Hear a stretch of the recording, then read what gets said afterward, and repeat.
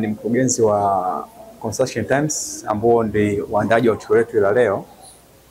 Kama mlivyojionea, lengo kuu la tukio letu la leo ilikuwa ni uzinduzi wa jarida letu la Construction Times ambalo litakuwa ni jarida la kila mwezi, na kwa kuweza kuanzia tu tunaanza na kusambaza nakala takriban 100,000 kwa Tanzania bara pamoja na visiwani.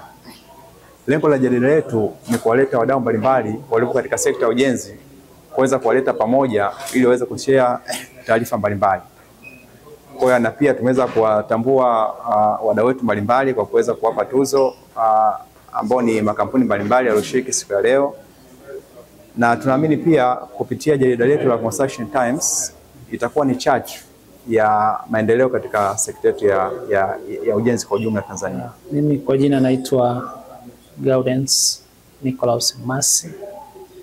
Nimekuja kwenye hafla hii ya kumwakilisha mkurugenzi mtendaji wa Kituo cha Uwekezaji Tanzania Bwana Gilead John Terry katika kutoa tuzo za Construction Awards ya pamoja na kuzindua jarida lao ambalo litakuwa linaelezea sekta mbalimbali zinazohusiana na masuala ya ujenzi. Pamoja ni jarida ambalo litakuwa linatumika pia kutoa matangazo mbalimbali yanayohusiana na masuala ya ujenzi. Ukiangalia sekta ya ujenzi sasa hivi inakuwa kwa zaidi ya 3% au 4% kwa mwaka. Ukiangalia katika sekta ya nishati kwa sasa,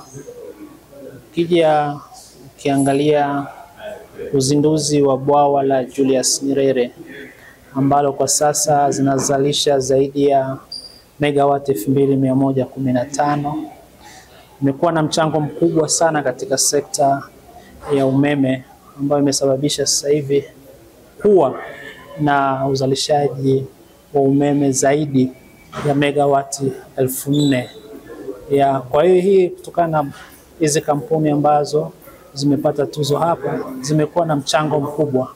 Ukiangalia zinatengeneza miundombinu mbalimbali ya umeme, ukiangalia zinatengeneza poles au nguzo za simenti. Mfano, kuna kampuni moja imepata awards kuhusiana na hilo eneo.